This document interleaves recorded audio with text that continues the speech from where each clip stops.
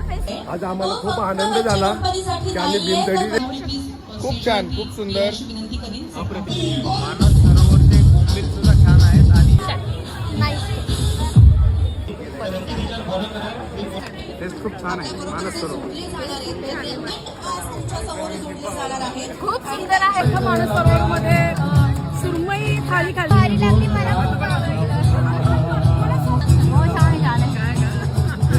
मानस सरोवरची टेस्ट सगळ्यात बेस्ट.